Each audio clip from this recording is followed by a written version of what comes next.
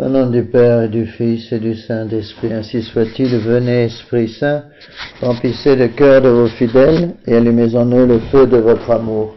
Envoyez votre Esprit, Seigneur, il se fera une création nouvelle et vous renouvellerez la face de la terre. Prions.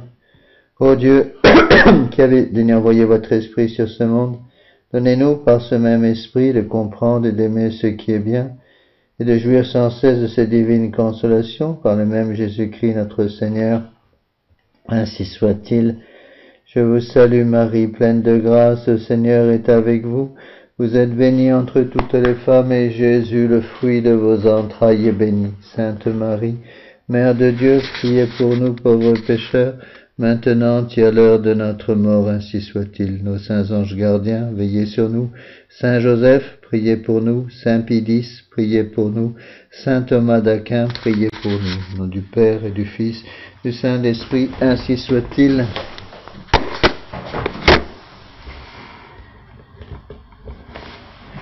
Eh bien, chers frères, mes bien chers amis, nous en sommes au 12e et dernier volume de l'œuvre de Monseigneur Gaume sur la Révolution, au chapitre 8.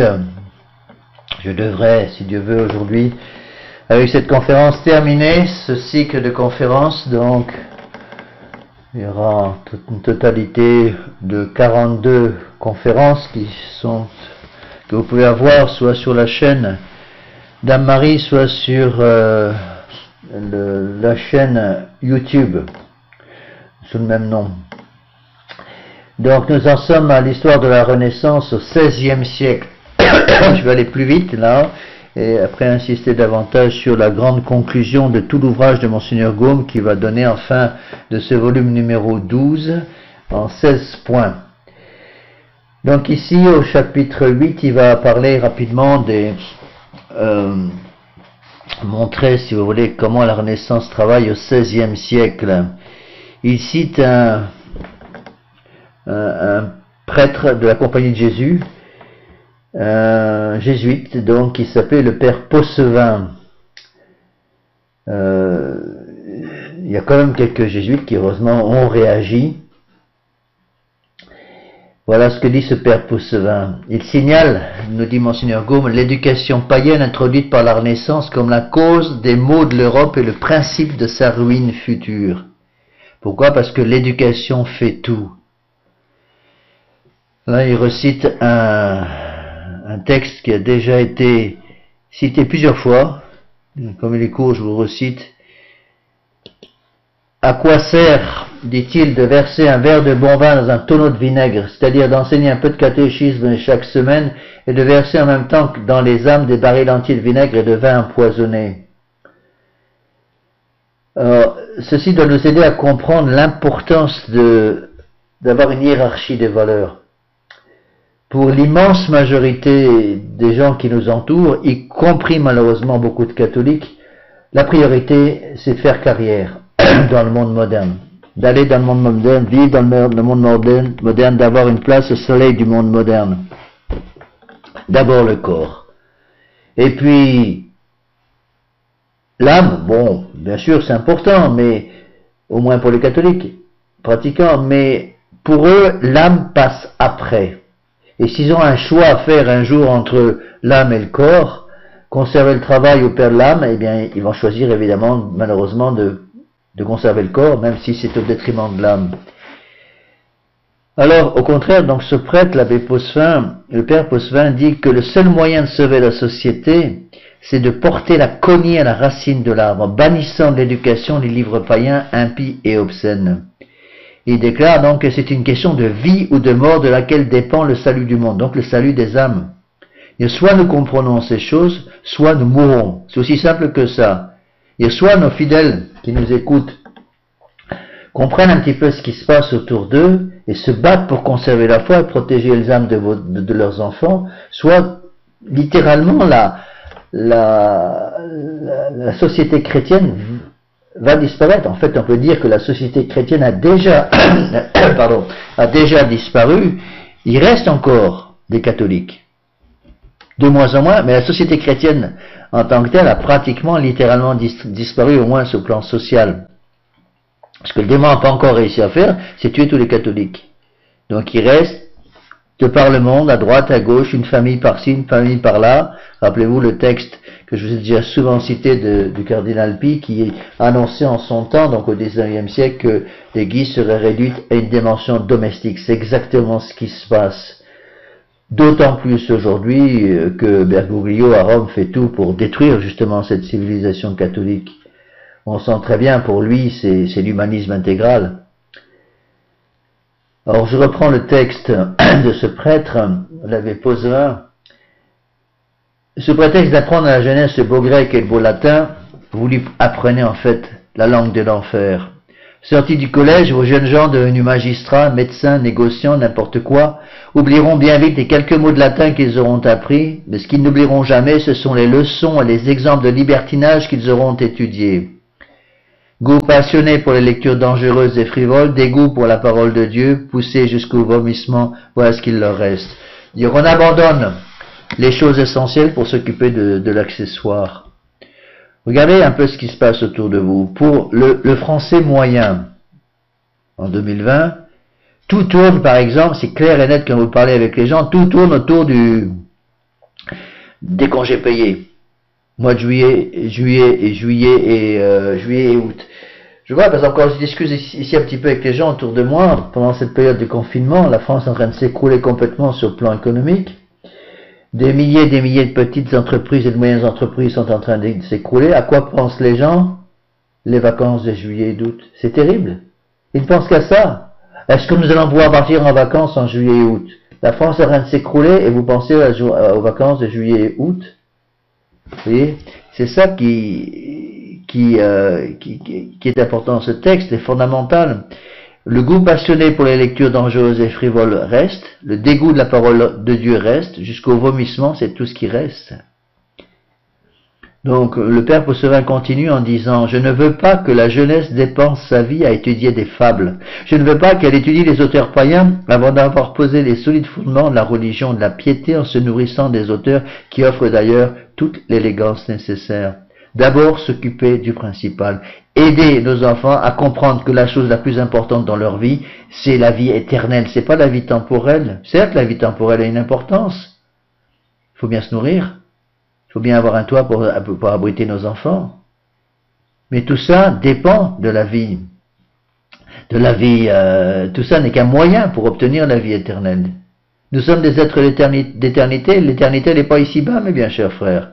Ici-bas, nous sommes des viateurs. C'est-à-dire quoi? Nous sommes sur le chemin. Nous sommes des pèlerins. Nous ne sommes pas chez nous. On fait que passer. La vie éternelle, elle commence après la mort. La mort, c'est quoi? C'est le passage du temps, l'éternité, ou une éternité bienheureuse, ou une éternité malheureuse, ou une éternité bienheureuse avec Dieu au ciel, après le passage au purgatoire, ou une éternité malheureuse en enfer. C'est ça le problème numéro 1. L'homme a été créé d'abord pour ça. L'homme va passer 80-90 ans sur cette terre pour préparer son éternité. Voilà ce dont il faut convaincre les enfants. Voilà ce qu'il faut mettre dans leur cervelle. Le plus important, c'est celui de notre âme. Est-ce qu'ils sont convaincus de ça? Est-ce que les parents eux-mêmes sont convaincus de ça? Donc, conclusion du Père Pozevin, il importe extrêmement donc que nos enfants boivent le lait chrétien avant de boire le lait païen. Pour les peuples chrétiens, tout sort de l'évangile et tout doit y ramener. Le faire bien connaître est le point capital de l'éducation. Or, aujourd'hui, dans le monde moderne, notre Seigneur Jésus-Christ est le grand inconnu. Donc le jésuite dont parle Monseigneur Gaume, l'abbé Pozevin, le Père Pozevin, passe à l'enseignement des auteurs païens. Et sur ce point, il existe les trois choses, dit Monseigneur Gaume, que nous avons nous-mêmes demandé: une extrême prudence, une expurgation très sévère et un enseignement chrétien. Voilà ce que dit le Père Pozevin. La première faute à éviter, c'est de parler avec emphase des auteurs païens. Les louanges exagérées qu'on leur donne faussent le jugement de la jeunesse. Si vous parlez constamment avec admiration d'une personne, les jeunes vont tenter de suivre et d'admirer cette personne dont vous leur parlez tout le temps avec admiration, justement. Ainsi, dit le Père, ceux qui donnent à Platon le surnom de divin, on associe souvent dans la philosophie moderne, hélas, le terme de divin à Platon, ceux qui donnent à Platon le surnom de divin, qui citent en sa faveur les témoignages des pères de l'Église, notamment de saint Augustin, sans rapporter ce que plus tard ils ont écrit contre lui, lorsqu'ils ont reconnu le venin de sa philosophie, ceux-là font un mal immense à la philosophie et à la religion. C'est plus qu'un mal immense, c'est un mensonge. Et littéralement un blasphème. On cache certaines choses. La pièce dont le sujet est obscène retient toujours quelque chose de son odeur primitive, parce que les mots, les images, les allusions, les sentiments, tout l'ensemble de la pièce, imprégné du virus dont l'âme de l'auteur était remplie, se verse goutte à goutte dans celle du lecteur, alors même qu'il n'y pense pas. À force de lire des textes païens, on finit par devenir païen soi-même. À force de regarder des pièces de théâtre immorales, à force de regarder des films immoraux, à force de regarder des nudités de tous les côtés, ça finit par rentrer par tous les pores de la peau, ça finit par pénétrer dans l'âme. Et du coup, l'âme va devenir immorale. Donc il faut enseigner, même quand on parle des auteurs païens, il faut enseigner chrétiennement les auteurs païens. C'est-à-dire il faut réserver les auteurs païens pour les classes supérieures, c'est alors que les jeunes gens fortement nourris d'auteurs chrétiens pourront à ce moment-là voyager en Égypte sans devenir égyptiens et faire avec avantage une étude comparée de la littérature chrétienne à la littérature païenne. Puis montrer la supériorité sur tous les rapports des auteurs chrétiens justement sur les auteurs païens. Tel est mot pour mot la pensée de ce père Postsemin. Comme il faut, c'est une citation de Saint Grégoire de Nazianze, comme il faut une grande habileté, une grande prudence pour chercher de l'or dans la boue. Il ne peut entrer dans l'esprit d'un homme vertueux de bon sens d'étudier les auteurs païens avant de s'être nourri des livres chrétiens y avoir appris le moyen d'arracher les armes des mains de nos ennemis. Il faut faire comprendre à nos jeunes et à nous-mêmes que l'important c'est de sauver notre âme. Ça passe avant le reste. Certes, le monde est important, le monde moderne dans lequel on vit est nécessaire, il faut bien encore une fois se nourrir et avoir un toit au-dessus de sa tête, mais c'est du secondaire par rapport au salut de l'âme. L'âme est principale, l'âme est première, parce que c'est mon âme qui va être jugée le jour de mon jugement, le jour de ma mort, pas mon corps. Et le corps un jour participera à la joie ou à la peine de l'âme, à la résurrection générale à la fin des temps. Mais au moment de la mort, il y a séparation du corps et de l'âme, et c'est l'âme qui est jugée. Le corps, il va se retrouver à la nourriture de verre sur un pied de terre dans un cimetière. Donc l'éloquence même des pères pâlit devant les Saintes Écritures. Donc il y a d'abord les Saintes Écritures, puis les pères catholiques, et ensuite, si c'est nécessaire, dans certains cas, étudier un petit peu les auteurs païens dans la mesure où ils sont nécessaires, à condition de le faire avec suffisamment de prudence pour ne pas se faire contaminer par eux. Puis Monseigneur Gaume va passer au XVIIe siècle. N'est-il pas vrai que l'homme est fait pour Dieu, que la vie est un chemin qui le reconduit à celui de qui il est venu? N'est-il pas vrai que l'éducation fait l'homme? N'est-il pas vrai que c'est pendant cette période de la vie que l'homme doit apprendre à connaître Dieu, à l'aimer parfaitement, sans hypocrisie ni dissimulation? Donc là, il va parler d'autres jésuites qui ont compris quand même ce qui se passe. Ici de ce texte, j'affirme et je soutiens que les lettres sacrées, oracles de Dieu lui-même, semences de toute vertu, doivent être enseignées à la jeunesse, expliquées à son entendement, confiées à sa mémoire, plutôt que les fables d'Énée ou les métamorphoses d'Ovide. J'affirme qu'un enfant chrétien doit mieux connaître les maximes de la sagesse éternelle que les vers de Virgile. Savoir par cœur et répéter plus souvent les hymnes sacrés que les chants obscènes consacrés à Vénus. En un mot, je soutiens, dit ce prêtre, que l'éducation doit imprimer dans toute âme baptisée les vérités de la religion plus profondément que les vaines et dangereuses fictions de la religion païenne. Mais nous aimons mieux faire admirer les lettres païennes à la jeunesse, afin que le chemin de son cœur soit plus facile à Satan et moins facile à Jésus-Christ. Il faut former les enfants de telle façon qu'au moment où ils sont exposés à du poison, il y a une réaction saine qui leur fasse dire non, là c'est du poison. Comme un animal, si vous voulez, qui instinctivement, dans un champ, va éviter les herbes empoisonnées parce que son instinct lui indique, là c'est empoisonné, c'est pas bon pour moi. Mais l'homme ne réagit pas par instinct, il doit réagir avec l'usage de son intelligence. Une vache qui broute dans son pré, elle n'a pas d'intelligence pour la guider, elle a un instinct. Cet instinct va la préserver. certaine façon, ce qui n'est pas le cas pour l'âme humaine. L'âme humaine est une âme raisonnable. La vache, elle n'a pas d'âme raisonnable. Elle a une âme sensitive et une âme végétative. Elle a une âme végétative parce qu'elle vit, elle a une âme sensitive parce qu'elle sent. Vous tirez sur la queue de la vache, elle va sentir. Et donc, elle n'a qu'un instinct pour la guider dans le choix de sa nourriture. L'homme, au contraire, ayant une âme raisonnable, a un instinct, a plus qu'un instinct. Il a une intelligence qui va le guider pour savoir ce qui est bon, parce que Dieu, son créateur, lui a dit, par la loi naturelle, ça tu peux pas faire. Mentir, voler, tuer, etc. C'est des choses que tu ne peux pas faire parce que ça va contre justement cette loi naturelle que je t'ai donnée. Le problème, c'est que Dieu ne nous dirige pas comme un garde-chiourme, comme un chef d'esclaves, il nous laisse libre. C'est ça le libre examen, le libre arbitre. Le libre arbitre ne nous donne pas le droit de faire ce qu'on veut. Le libre arbitre me donne la possibilité de choisir parmi les différents moyens qui sont à ma disposition, choisir celui qui me convient pour atteindre la fin qui m'est imposée, à savoir le salut de mon âme. Tout commande, dit ce prêtre, cité par Monseigneur Gaume, XVIIe siècle, tout commande de prémunir les âmes par l'étude sérieuse du christianisme, plutôt que de l'efféminer par les attraits séducteurs du paganisme, la garder à Jésus-Christ plutôt que la livrer au monde, et nous faisons le contraire. C'est exactement vrai ce qu'il dit. Le contact avec le paganisme va efféminer les âmes. On voit tout à fait ça dans le monde moderne. Les hommes sont de plus en plus efféminés. C'est pour ça qu'ils sont incapables de commander, parce que justement, ils n'ont jamais appris à obéir. Ils n'ont jamais appris à soumettre leur intelligence à l'intelligence divine. Nous oublions que les jeunes gens ne sont bons qu'autant qu'ils sont chrétiens. Et toujours d'autant plus mauvais qu'ils sont moins chrétiens.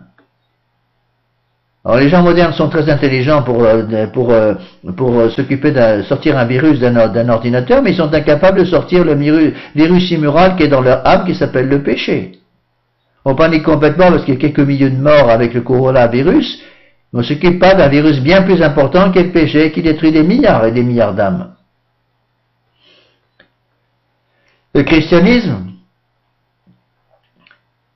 c'est un nommé Andrés qui parle ici. Le christianisme est essentiellement humilité et chasteté, tandis que le paganisme est orgueil et volupté. On a déjà vu ce texte. Et que l'étude assidue de la littérature païenne et des arts païens forme dans la jeunesse et par conséquent dans la société un esprit païen qui l'étiole et qui le tue. C'est du suicide. Les enfants chrétiens étant faits pour le ciel ne sont pas des entraves ce ne sont pas des entraves qu'il faut leur mettre aux pieds, sont des ailes qu'il faut leur donner. Et ce n'est pas à l'image de Romulus, de Lycurgue ou de Dracon que le chrétien doit être formé, c'est à l'image de notre Seigneur Jésus-Christ. Affection, goût, vie, langage, tout en lui doit être conforme à ce divin modèle. Sa littérature doit être non celle de Virgile et d'Homère, mais celle de David, non celle de Cicéron, de Démosthène, mais celle de Paul et d'Isaïe. Oreille corrompue qui teinte à la voix de Platon et non à celle de Jean. Jugement faux qui préfère Aristote à Moïse. Langue malade qui goûte plus Cicéron que Paul. Cœur de bois qui trouve plus de force dans Sénèque que dans notre Seigneur Jésus-Christ. Délire, fable, babillage, glace, tout ce qui n'est pas à la hauteur de Jésus-Christ et des auteurs chrétiens, dont une seule parole renferme plus de vie que 1000 paroles profanes et dévore toute la sagesse païenne comme le serpent de Moïse dévora les anguilles des magiciens. Est-ce que nous sommes convaincus de ces choses-là, mes bien chers frères? Nous confessons de bouche notre Seigneur Jésus-Christ, mais nous le mettons au dernier rang dans nos études. C'est ça l'hypocrisie du monde moderne. Toutefois, en formant pour lui la jeunesse, nous formerons des littérateurs et des citoyens. Bien élever la jeunesse, c'est former ou réformer la société. C'est une question de vie et de mort pour la société et une question de vie et de mort pour les âmes de nos enfants. Et donc une question de vie et de mort aussi pour nos âmes à nous. Les parents. Pour moi, l'âme de prêtre. Donc la coutume absurde, introduite par la Renaissance, de faire étudier à la fois 2 ou 3 littératures, 2 ou 3 poésies, 2 ou 3 philosophies, divise les forces de l'âme, étouffe le génie, peuple le monde de médiocrité orgueilleuse. De ce fait, plus sensible aujourd'hui que jamais, l'auteur conclut, dit Monseigneur Gauss, de nouveau à l'unité chrétienne de l'enseignement. Il ne faut pas que dans l'âme des enfants, il y ait un double standard, les choses du monde et les choses de notre Seigneur Jésus-Christ. Donc il y a la prière du matin, la prière du soir, le chapelet, la messe du dimanche, ça c'est notre Seigneur Jésus-Christ dans un petit coin, et le reste c'est le monde, et sous-entendu ce qui est important c'est le monde. Donc beaucoup de ces gens modernes aiment mieux faire passer l'âge de l'innocence dans les sentines, dans les cloaques, dans les lupanards, et l'immoler à Moloch, que de conserver pur au Dieu qui l'a sauvé.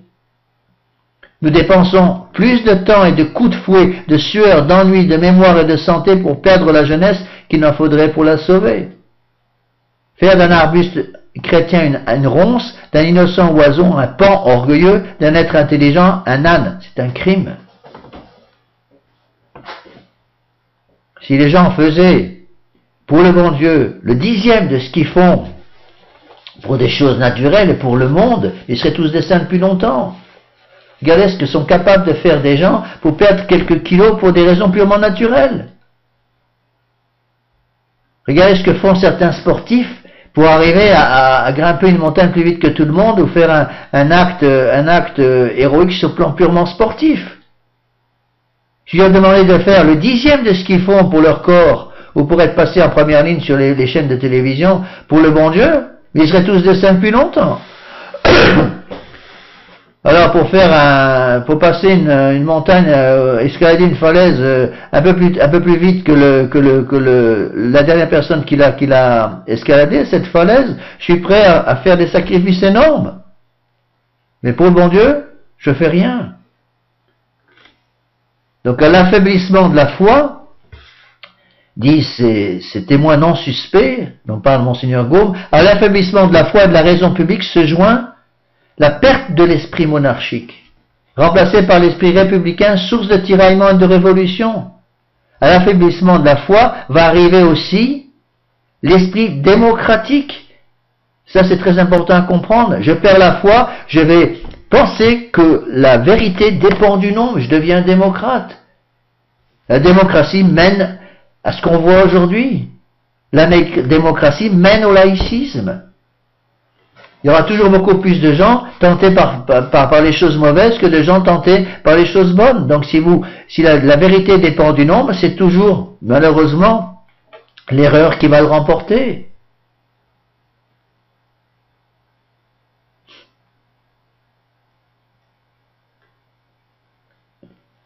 Trouver à redire à l'usage de faire étudier aux jeunes gens les auteurs païens, c'est ressembler à ces anciens Romains qui blâmaient ceux qui envoyaient leurs enfants aux écoles de la Grèce, où ils se formaient aux mœurs et aux humeurs des Grecs, et disaient que ceux qui étaient instruits en un état monarchique ne pouvaient être que suspects à ceux qui vivaient en République, et aussi que ceux qui étudiaient aux écoles en pays de République se formaient en l'esprit des opinions de vivre en République, de quoi ils en étaient survenus de grands inconvénients aux États monarchiques. Bon, c'est du vieux français, mais ce que dit cet homme est parfaitement exact. On transforme les intelligences et après on s'étonne que tout s'écroule. Évidemment. S'il est dangereux de regarder les païens comme nos modèles en élégance et en poésie, il l'est encore plus de les prendre pour nous mettre en vertu. Donc si vous admirez des païens constamment en éloquence et en poésie, vous finirez par prendre leur façon de vivre, et comme ils vivent tous comme des païens, comme des animaux, eh bien voyez un petit peu les résultats au niveau de la trame. Ici il cite un autre père, le père d'Argentan. Il me semble déplorable d'élever parmi les fables et les mensonges des enfants des chrétiens, que Dieu destine pour être conduit par la voie des grandes vérités de la foi à la possession éternelle de la vérité infinie. On les envoie aux écoles pour apprendre la vérité et on les achemine d'abord par le mensonge. On a grand soin de leur faire savoir avant toute chose des fictions, des poètes, les amours des faux dieux et toutes les rêveries de l'antiquité fabuleuse, et puis on leur dit qu'ils savent les belles lettres. Et moi je dirais volontiers qu'ils ne savent que de très vilaines ignorances. Ils connaissent les choses secondaires, ils ne connaissent pas les choses principales.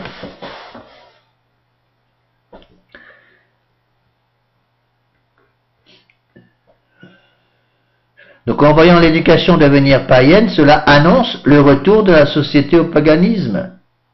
Il faut être homme, chrétien, français, avant que d'être grammairien, poète, historien et étranger. En un mot, il faut commencer ses études par les sciences les plus nécessaires, ou par celles qui peuvent le plus contribuer à la perfection de l'esprit et du cœur. petite note au passage, attention, on est d'abord chrétien, d'abord catholique avant d'être français. J'entends parfois des gens me dire, on est français d'abord, puis catholique après. Non, on est d'abord catholique, puis français. Voit-on que ceux qui savent bien Virgile et Horace soient plus sages que ceux qui entendent médiocrement Saint Paul? Tant que l'élément païen continuera d'être à la base de l'enseignement littéraire, on verra toujours les jeunes gens à la sortie du collège, lorsqu'ils devraient être savants, parce qu'ensuite ils n'étudient pratiquement plus, on les verra, dis-je, ignorants dans la connaissance de l'homme et de la religion de la morale. Dans l'éducation des enfants, on doit tout rapporter à la morale de notre Seigneur Jésus-Christ. Or, dans l'éducation actuelle des enfants, on rapporte tout au monde. Il faut d'abord briller dans le monde pour pouvoir faire carrière. Là, on s'en fiche. Donc, il faut donner pour base à l'éducation les auteurs chrétiens et enseigner chrétiennement les auteurs païens, qu'on croit pouvoir laisser entre les mains de la jeunesse. Et si ces auteurs païens sont pour les jeunes, pour l'âme de ces jeunes, un obstacle, il faut les supprimer, c'est absolument évident. Malheureusement, les choses évidentes aujourd'hui doivent être répétées des millions de fois pour que ça finisse par rentrer. La principale étude des chrétiens était la méditation de la loi de Dieu et de toutes les saintes écritures, suivant la tradition des pasteurs qui avaient fidèlement conservé la doctrine des apôtres, et ils appelaient tout le reste des études étrangères ou études extérieures, et les rejetaient comme faisant partie des mœurs des païens.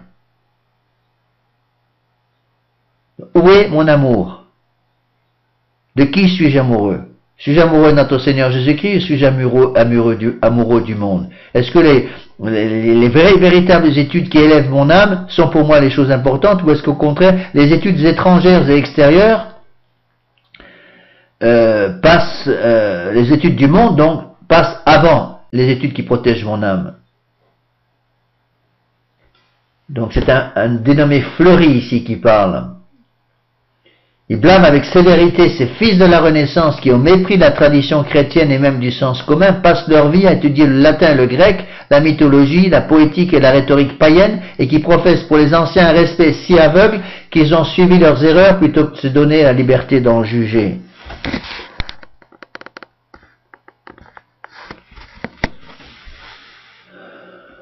Les protestants allèrent même plus loin, ils regardèrent les études profanes comme des moyens nécessaires à la réformation de l'Église, et voulurent faire passer le renouvellement des lettres pour le premier signe que Dieu ait donné de sa vocation sur ce point.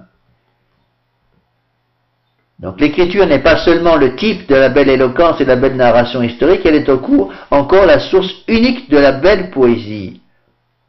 La beauté travaille avec la vérité, j'ai déjà expliqué. Donc purifier le goût corrompu par la Renaissance, réconcilier le bel esprit avec le bon sens et la vertu, tel est, suivant Fleury, le devoir sacré de l'éducation. Donc, purifier le goût et réconcilier le bel esprit avec le bon sens et la vertu, c'est réconcilier son âme avec notre Seigneur. Et le premier moyen d'y réussir, c'est l'étude de l'Écriture sainte, le second, celle des pères et des grands auteurs chrétiens. Donc que faire, me demandent les gens? Que faire? Prière, pénitence, étude et sacrement. Voilà ce qu'il faut faire. Ce sont les 4 seuls moyens. Il semble fâcheux que la plupart des chrétiens qui ont étudié connaissent mieux Virgile et Cicéron que Saint Augustin, Saint Jean Chrysostome. Qu'est-ce qu'il dirait aujourd'hui? Alors, continuons, nous sommes toujours dans le XVIIe siècle. C'est Nurgoum dans ce volume, donc va surtout analyser les gens qui disent un peu comme lui-même pour bien montrer qu'il n'est pas le seul quand même à crier dans le désert. Ici, il cite un certain Père Thomas. Le paganisme est revenu dans le monde avec la Renaissance. Seul, il explique ce que nous voyons. C'est lui qui conduit l'Europe à l'abîme. L'unique moyen de salut qui nous reste, c'est l'éducation profondément chrétienne des générations influentes. Donc, ou nous redeviendrons chrétiens dans notre âme, dans notre esprit, dans nos amours, ou nous perdrons la foi. Il ne faut attribuer le mal, qui grandit à vue d'œil et qui menace le monde de catastrophes inconnues, ni à la décadence naturelle des choses humaines, ni à l'ambition des prêtres, ni à l'insubordination des peuples. La cause en est dans l'éducation de la jeunesse, et surtout de la jeunesse éclairée, mise longtemps en contact avec l'Antiquité profane. Dis-moi qui tu es, mais je te dirai qui tu es. Combien voyons-nous aujourd'hui d'hommes, de lettres, qui passent leur vie dans un continuel entretien avec les volumes profanes de l'Antiquité, qui suivent ces fausses lumières pour se conduire dans les précipices et qui sont pleins de mépris pour les auteurs chrétiens, quoiqu'ils sachent fort bien que leurs écrits contiennent la science, l'éloquence et tout ce qui peut satisfaire les raisonnables avidités de l'esprit. N'est-ce pas violer avec plus de lâcheté le canon des apôtres, qui excommunient ceux qui portent de l'huile au temple des idoles ou qui, de leurs propres mains, allument leurs lampes? On a vite fait de se faire contaminer. Aujourd'hui, on se protège énormément de ce soi-disant virus Covid-19, mais on ne cherche pas à se protéger, à protéger nos âmes d'un virus encore une fois bien plus grave qu'est le péché. Qui se préoccupe du péché? À la pandémie du Covid-virus, tout le monde s'en préoccupe. Même si les chiffres sont des millions de fois exagérés. Par contre, notre âme, on s'en fiche. De là vient que par un très sévère et très juste châtiment de Dieu, les âmes sont privées de l'intelligence et des consolations que les livres chrétiens donnent aux âmes pures, humbles et dociles. Donc l'étude une citation de Saint Pierre d'Amiens. L'étude des auteurs païens procède-t-elle donc d'une sagesse bien honnête et bien utile, puisqu'elle a du rapport avec l'infidélité qui nie Jésus-Christ, puisqu'elle n'est pas moins criminelle que la perfidie de l'hérétique, puisque lire les ouvrages des païens, sous prétexte d'en tirer de l'instruction est presque une même offense que d'avoir renoncé à la foi du Saint-Évangile. Vous êtes marié, vous aimez tendrement votre femme, mais vous allez tout le temps passer votre temps à parler avec la femme du voisin. Qu'est-ce qui va se passer? Des catastrophes. Et votre épouse aura le droit de dire, mon mari ne m'aime plus. Mon mari ne m'aime plus parce qu'il est toujours fourré avec la femme du voisin. C'est par des petites choses, des petites craquelures dans une grande protection de maison, dans un grand rempart, que le rempart commence à s'affaiblir et finir par s'écrouler. Il ne va pas s'écrouler en 5 minutes. Donnons un exemple tout simple et tout bête. Imaginez un ménage. L'époux sait que sa femme n'aime pas une façon de vivre qu'il a, un détail dans sa vie qui énerve, qui horripile son épouse. Par exemple, l'époux fume. Les madames ne fument pas. Et l'époux sait très bien que son épouse n'aime pas l'odeur du tabac, ne peut pas supporter l'odeur du tabac dans la maison, parce que ça se met dans les murs, ça se met dans les tapisseries, ça se met dans les habits, ça se met dans les draps, et après tout sent le tabac. Donc elle a demandé plusieurs fois à son époux, chérie, s'il te plaît, fais attention et ne fume pas dans la maison. Si tu veux fumer, je ne peux pas t'empêcher de fumer. Si tu veux fumer, va fumer dehors. Alors au début du mariage, l'époux fait un effort, et il sort dehors dans le jardin pour fumer, pour pas importuner sa femme. Mais au bout d'un moment, je dis, bon, ben ça va, on est marié. Il arrête de faire cet effort. Il continue, maintenant il recommence à fumer dans la maison. Alors l'épouse lui dit une fois, 2 fois, 10 fois, 20 fois. Malheureusement, l'époux n'en tient pas compte. Et il continue de fumer dans la maison. Quelle sera la conclusion de l'épouse? Vous ne pourrez pas empêcher qu'elle ne pense, mon époux ne m'aime même moins qu'avant.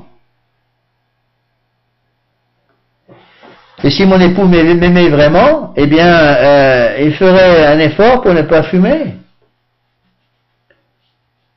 C'est un détail, mais c'est un détail qui en dit long. C'est un confrère qui m'avait raconté cette histoire-là. C'était, je crois, pour ses 30 ans ou 40 ans de sacerdoce. Les paroissiens avaient fait une petite fête. Il y avait une grande messe le matin.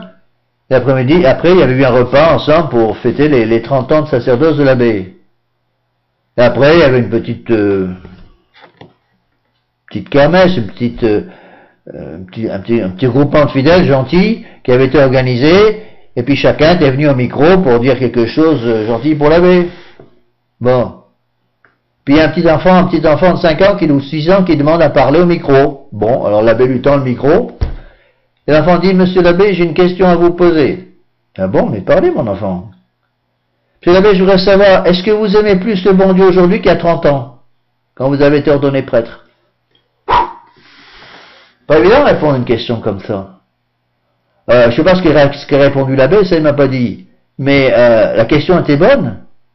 Et on peut dire, si un abbé, après 30 ans de sacerdoce, n'aime pas plus le bon Dieu qu'il ne l'aimait il y a 30 ans au moment où il était ordonné prêtre, il y a un problème.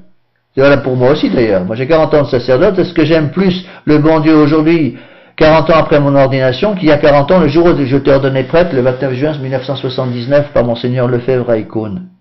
Et c'est pareil pour les fidèles qui m'écoutent. Vous êtes mariés depuis 10, 20, 30, 40 ans, vous qui m'écoutez. Est-ce qu'aujourd'hui, après 40 ans de mariage, vous aimez plus votre épouse qu'il y a 40 ans? C'est ça, si c'était à refaire, vous le feriez? Combien de fois j'ai posé cette question à des époux? Si vous étiez à refaire, madame, monsieur, est-ce que vous vous remariez avec le même ou avec la même? Et là, je vois les époux qui regardent le bout de leur doigt de pied pour contempler leur doigt de pied, parce qu'ils n'osent pas répondre. Mais en privé, combien de fois j'ai eu des réponses du genre, monsieur l'abbé, si c'était à refaire, bien sûr que je ne le ferais pas, j'ai fait la bêtise de ma vie. C'est bien triste d'entendre des choses pareilles. Alors, attention de remettre l'amour du bon Dieu dans mon cœur. Mais monsieur l'abbé, l'amour du bon Dieu ne brûle plus dans mon cœur. Est-ce que vous faites tout ce qu'il faut pour que ça brûle? Est-ce que vous donnez du carburant, cet amour? Monsieur l'abbé, il y a le feu qui s'éteint. Ben évidemment que le feu s'éteint. Pourquoi? Mettez plus de bois dans le feu. Alors, il n'y a plus que des braises. Ça brûle encore, elles sont couvertes de sang, mais ça va finir par s'éteindre complètement. Il faut remettre du bois, aller couper du bois, remettre du bois sur le feu, souffler sur les braises pour que ça reparte. C'est pareil pour notre âme. Mais monsieur l'abbé, ma foi est de plus en plus faible. Bien évidemment qu'elle est de plus en plus faible. Prière, étude, sacrement, pénitence. Vous priez? Vous faites pénitence? Vous utilisez le sacrement de pénitence? Le sacrement de la Sainte Eucharistie? Vous étudiez pour maintenir votre âme à un bon niveau intellectuel, un bon niveau spirituel, pour se rapprocher du bon Dieu? De quand date votre dernière bonne confession? De quand date votre dernière bonne communion? Est-ce que vous faites pénitence? Est-ce que vous étudiez? C'est quand la dernière fois vous avez ouvert le catéchisme du Concile de Trente, ou le catéchisme de Saint-Pédis?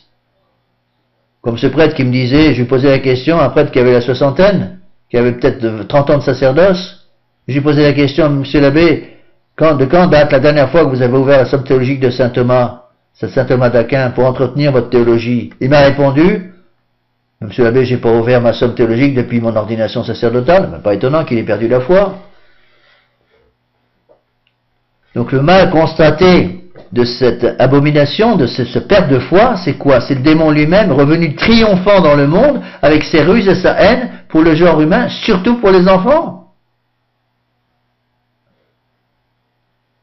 Donc si notre Seigneur Jésus-Christ a accepté de se faire tenter 3 fois par le démon a même touché physiquement notre Seigneur Jésus-Christ, puisqu'il l'a amené sur le sommet du temple, puisqu'il l'a amené au sommet de la montagne, il l'a touché.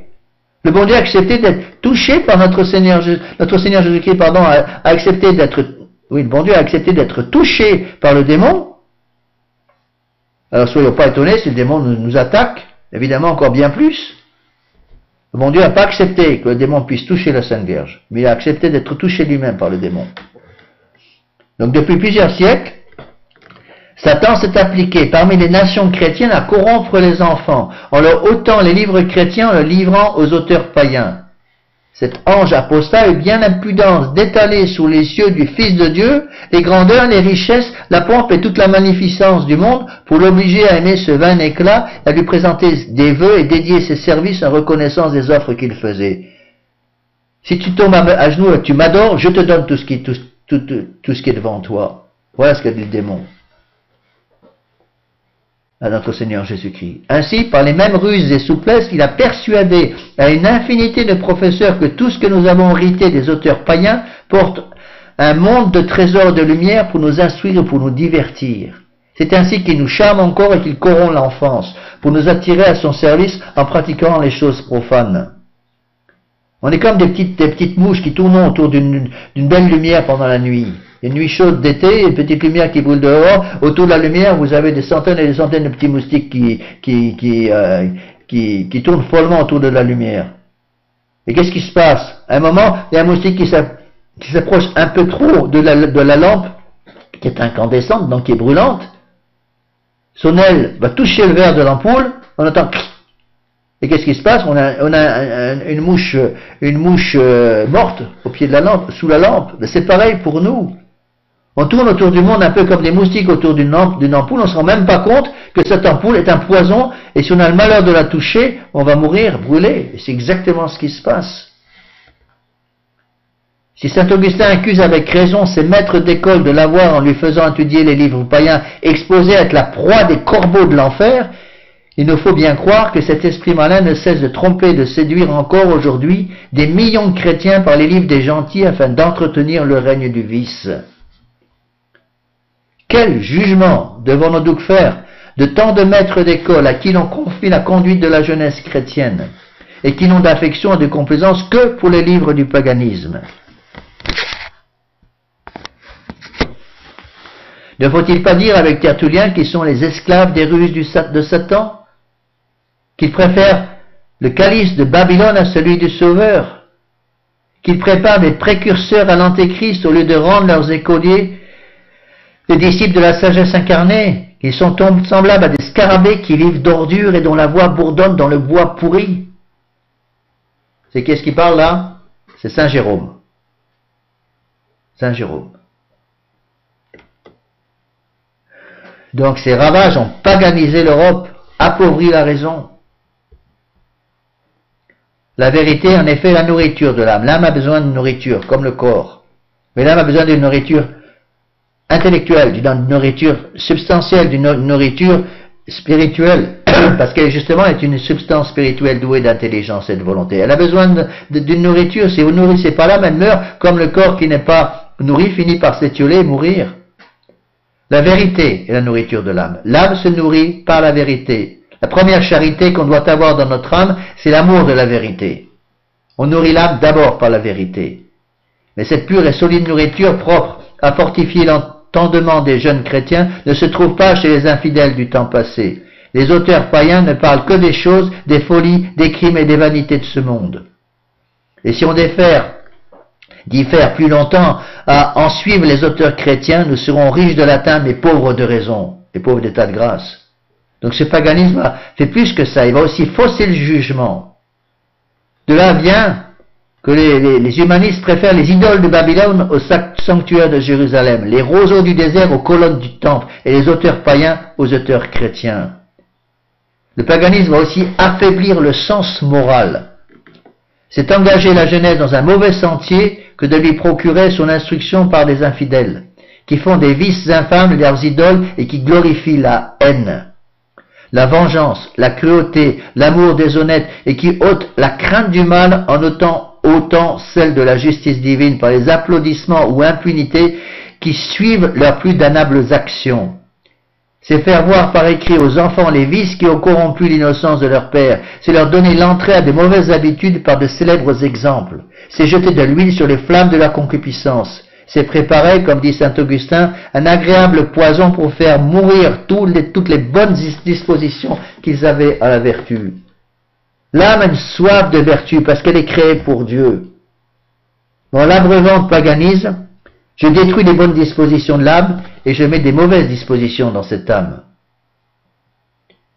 En substituant aux vertus chrétiennes des vertus purement humaines. Non seulement je substitue dans l'âme de mes enfants les vertus chrétiennes par des vertus humaines, mais je pousse l'âme de mon enfant à se contenter de ces vertus humaines. Donc transformer l'homme en Dieu.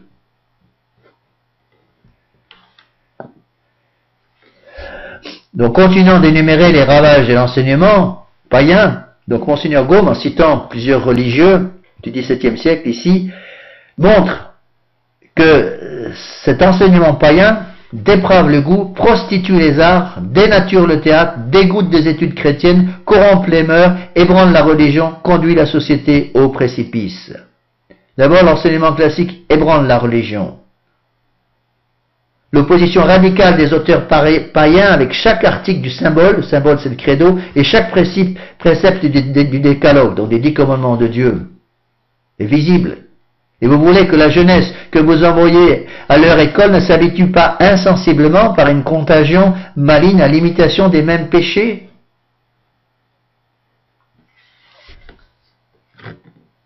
Prenons un exemple malheureux, mais un exemple qui est évident. Il y a toujours eu malheureusement des vices contre nature. Mais pourquoi des vices contre nature, Saint Paul dit qu'il ne faut même pas en parler.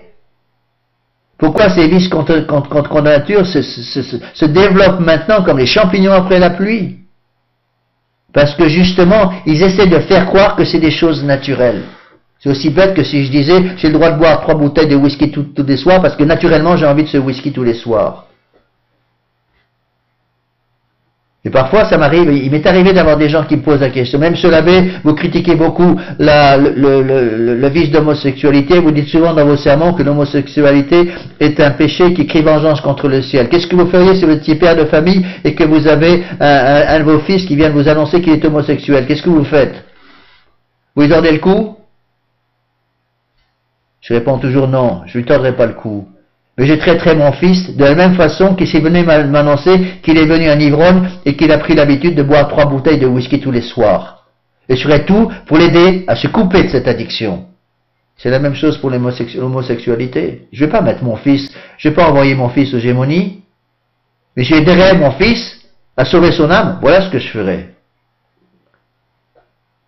Parce que le bonheur ou le malheur des sociétés vient de la bonne ou de la mauvaise éducation de la jeunesse. Donnons une bonne éducation à nos enfants pour qu'ils puissent sauver leurs âmes. C'est une question de vie ou de mort dont la solution devient d'heure en heure plus urgente, dit Monseigneur Gaume. Et il disait cela en 1859.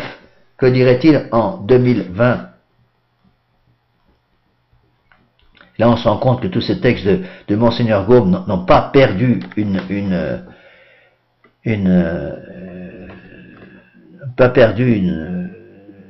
son actualité. Ils n'ont pas pris une ride.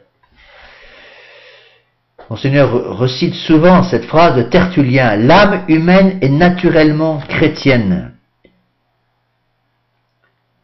Et saint Augustin explique qu'entre elle et la vérité, il y a un secret attrait. Dans l'enfant, cet attrait est d'autant plus fort que l'enfant n'a aucune raison de craindre la vérité. Mais malheureusement, l'âme est comme une cire malléable. Une cire malléable va prendre l'empreinte du tampon qu'on applique sur elle.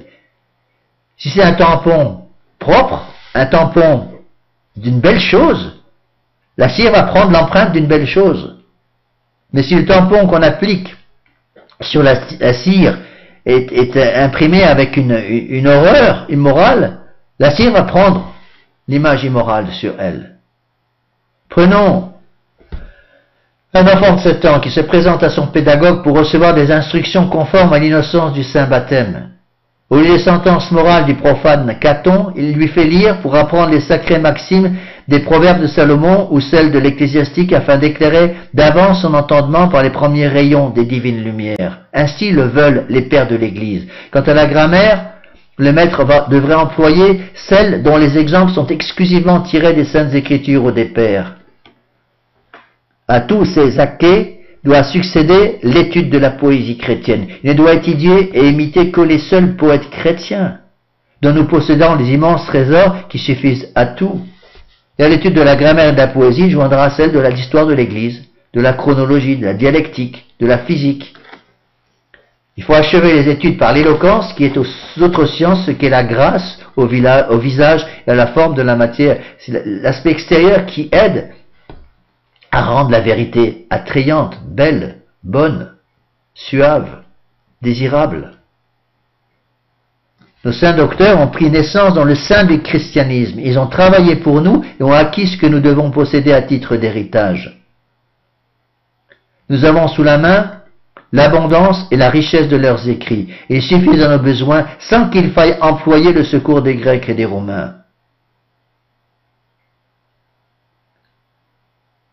S'il cite saint Thomas d'Aquin, pourquoi ceux qui tiennent la régence des écoles chrétiennes ne rendent-ils pas esclaves et ne renferment-ils pas sous clé les livres païens, puisqu'ils ont déjà fait tant de dégâts et de ravages dans l'esprit de la jeunesse?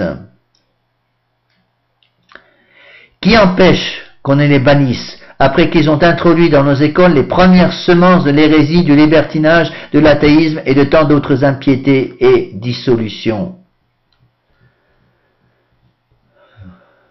Le monde, la chair, Satan semble aujourd'hui déployer leurs derniers efforts contre le genre humain et inspirer à la jeunesse des vices dont jamais elle n'avait eu connaissance. D'où il s'ensuit, disent les hommes sages du siècle, qu'on ne saurait l'éloigner plus doucement et plus sûrement des occasions de mal et la retirer du bord du précipice que par l'étude des auteurs chrétiens, pour faire le contrepoids justement. D'où nécessité d'une réforme radicale de l'enseignement classique, des dangers que le système païen, il faut comprendre les dangers que le système païen fait courir à la religion et à la société. Et l'unique moyen d'arrêter les progrès de la révolution, c'est donc le retour au christianisme. Donc, obligation de l'employer immédiatement et résolument, l'effrayante responsabilité dont se chargent ceux qui directement ou indirectement s'opposent à cette œuvre de salut. La conclusion de ce chapitre 13 de Monseigneur Gaume. Ensuite, il passe au XVIIIe siècle. Malgré l'affaiblissement progressif du sens chrétien, il y eut, dit Monseigneur Gaume, au XVIIIe siècle des voix courageuses qui signalèrent hautement le ver rongeur des sociétés modernes, c'est-à-dire qui protestèrent avec énergie contre le système d'enseignement païen en déclarant qu'il conduisait l'Europe au précipice. Mais on récolte ce qu'on aime, on récolte ce qu'on sème. Les générations de collèges nourries de fadaises et de maximes païennes ont transmis ce qu'elles ont reçu, et le XVIIIe siècle fut témoin de la Révolution française, 1789. Ignorance, dégoût des lettres chrétiennes, légèreté de vie, mauvais goût, perte de temps, corruption des mœurs, perte de l'esprit ecclésiastique, tels sont, aux yeux d'un savant docteur en théologie qu'il cite là, dit Monseigneur Gaume, tels sont à ses yeux les fruits de la longue fréquentation de la jeunesse cléricale avec les auteurs païens. Donc je répète, conséquence de cette fréquentation avec le paganisme, ignorance, dégoût des lettres chrétiennes, légèreté de vie, mauvais goût, perte de temps, corruption des mœurs, perte de l'esprit ecclésiastique. Perte de l'esprit ecclésiastique, pour les laïcs, ça veut dire quoi? Perte de toute forme de vie intérieure. On ne prie plus, donc la vie spirituelle devient complètement facultative. Il faut réclamer de toute l'énergie de son zèle contre ces abus contraires à la tradition de l'Église et démontrer que le christianisme est assez riche pour instruire ses enfants et ses ministres, et il déclare bien, cet homme, que le latin païen est inutile pour comprendre l'Écriture et les pères de l'Église. Et si, dans quelques pères, on trouve des vestiges d'éloquence et d'érudition profane, il faut l'attribuer à des dispositions acquises lorsque Dieu les a appelés, avant donc leur conversion. C'est le cas par exemple de Saint Jérôme.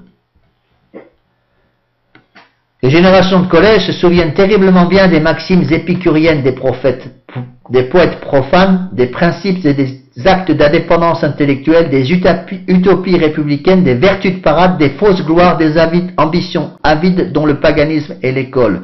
Quelques années plus tard, Rousseau aurait pu constater dans les démagogues de la Révolution la persistance de tous ces souvenirs. L'argile va garder la forme qu'il imprime.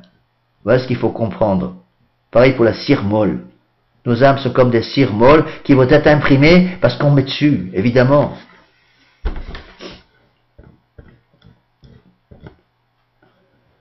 Donc Monseigneur Gaume continue avec le XVIIIe siècle.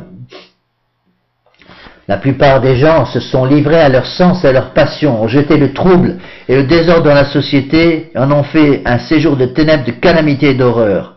Et cependant, l'éducation dans toute l'Europe était presque exclusivement entre les mains du clergé. Il n'y a rien dans les auteurs profanes les plus vantés qui approche de cette belle littérature chrétienne qui régnait autrefois partout dans nos livres saints, qui maintenant, hélas, a complètement disparu à cause du paganisme.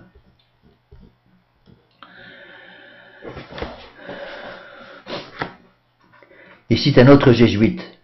Notre éducation est toute païenne, le père Groux. On ne fait guère lire aux enfants dans les collèges, dans l'enceinte des maisons, que des poètes, des orateurs et des historiens profanes. Je ne sais quel mélange confus se forme dans leur tête des vérités du christianisme et des absurdités de la fable. Des vrais miracles de notre religion et des merveilles ridicules racontées par les poètes, surtout de la morale de l'évangile et de la morale humaine et de toute sensuelle des païens. Je ne doute pas que la lecture des anciens, soit poètes, soit philosophes, n'ait contribué à former ce grand nombre d'incrédules qui ont paru depuis la renaissance des lettres. Ce goût pour le paganisme contracté dans l'éducation publique ou privée se répand ensuite dans la société. Nous ne sommes point idolâtres, il est vrai, mais nous ne sommes chrétiens qu'à l'extérieur. Si même la plupart des gens de lettres le sont aujourd'hui, et dans le fond nous sommes de vrais païens, et par l'esprit, et par le cœur, et par la conduite. On prétend être chrétien pendant la messe le dimanche, mais en fait on est des païens. Vous pourrez prétendre que vous êtes de la vérité, mais par votre façon de vivre, vous prouverez que vous n'êtes pas de la vérité. Quelqu'un qui aime la vérité a un signe, il doit détester l'erreur. Vous pouvez prétendre que vous aimez la vérité, mais votre absence de haine contre l'erreur prouvera que vous n'êtes pas de la vérité, disait Ernest Hello. On avance avec Monseigneur Gaume, il passe au 19e siècle, chapitre 16. Ici, il cite Bernardin de Saint-Pierre. C'est le collège qui a produit la révolution, avec tous les mots dont elle est la source.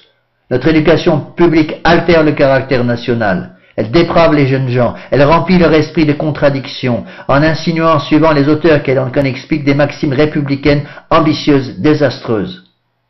Donc il y a un lien direct entre le paganisme et le républicanisme laïque d'aujourd'hui. On rend les hommes chrétiens par le catéchisme, mais païens par les vers de Virgile, grecs ou romains par l'étude de Démosthène ou de Cicéron, mais jamais français. L'effet de cette éducation si vaine, si contradictoire, si atroce est de les rendre pour toute leur vie bavards, cruels, trompeurs, hypocrites, sans principe, intolérants. Ils n'ont emporté du collège que le désir de remplir la première place en entrant dans la société. Ainsi, tous les maux sortent du collège. Ils sortent du collège avec une idée en tête, faire carrière dans le monde, au détriment de l'âme. Donc l'Olympe, avec ses idoles, remplace le ciel des chrétiens et les miracles. On ne vit plus pour le bon Dieu, on vit pour faire de l'argent. C'est un exemple, une comparaison, mais c'est pour vous aider à comprendre. Qu'est-ce qui a détruit le sport? Le sport est nécessaire pour se maintenir en bonne santé. Le bon Dieu vous a donné un corps, vous devez le maintenir en bonne santé. Il y a deux choses qui ont détruit le sport. D'abord le professionnalisme, parce qu'on fait du sport pour faire de l'argent. Deuxièmement, l'esprit de compétition. On fait du sport pour gagner. Et avec ces deux choses, le sport a été complètement détruit aujourd'hui. Regardez ce qui se passe dans le monde moderne. Les gens courent après le sport, mais quel genre de sport après quel genre de sport courent-ils? Alors on va passer de faire des kilomètres et des kilomètres et des kilomètres pour assister à un match de football, mais on est incapable de faire quelques kilomètres pour assister à la messe le dimanche. Ici il cite un autre auteur, Charles Nodier, qui dit que c'est dans l'absurde système d'études qu'on s'obstine à défendre qu'elle se trouve la véritable cause de la révolution. Puis il cite Napoléon Ier. Au jugement de Napoléon, l'ébranlement de la foi en Europe vient de l'enseignement païen qu'on donne à sa jeunesse. Ensuite, il y a une longue citation de Napoléon que je ne répète pas parce que je l'ai déjà citée dans d'autres parties de Monseigneur Gaume.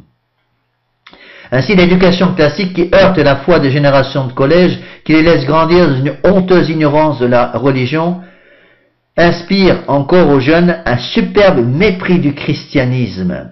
Médiocrité dans les hommes, barbarie dans le langage, voilà ce qu'est le paganisme.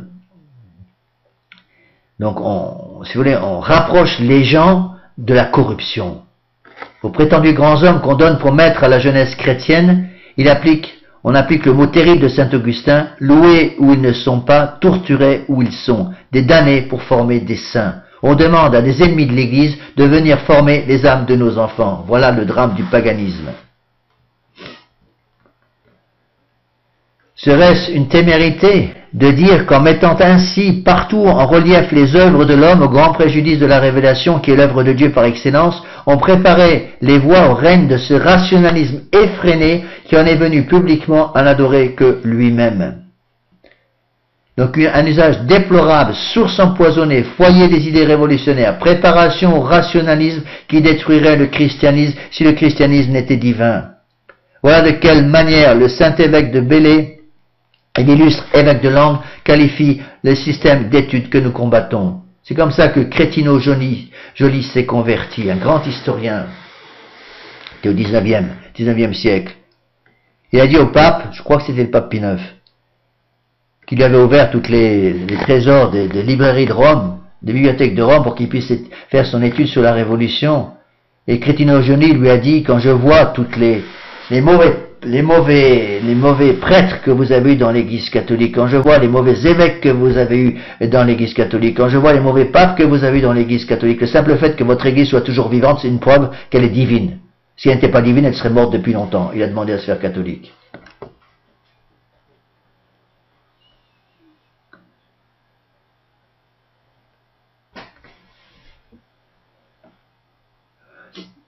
Les premières lignes donc du vers rongeur prédisent les tempêtes et une lutte en rapport avec l'importance de la cause. Il ne faut pas oublier encore une fois que Monseigneur Gaume a eu des oppositions terribles à cause de son livre Les vers rongeurs de la société moderne, à savoir l'esprit païen. De même d'une comparaison que Don Guéranger a eu une résistance terrible à son œuvre liturgique pour le retour de la liturgie gallicane qui était en France partout à la liturgie romaine, pour qu'il y ait une unité liturgique. Il s'est trouvé en opposition, il allait faire une guerre terrible contre les évêques gallicans qui ne voulaient pas de ça. La même chose pour Monseigneur Gaume. Alors je passe sur d'autres choses. Je vous donne encore certains passages importants.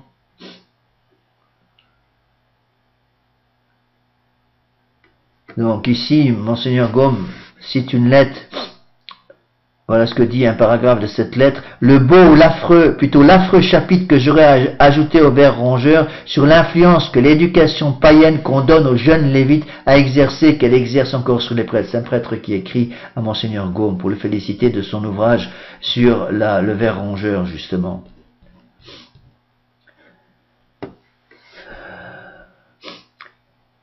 Autre citation, quand les études païennes s'emparent de mon âme, non seulement elles m'arrachèrent la foi à l'évangile, mais encore à l'Ancien Testament, dit ce témoin. Les Juifs avaient fait de moi un chrétien. Les chrétiens, avec les renseignements classiques, m'ont transformé en païen.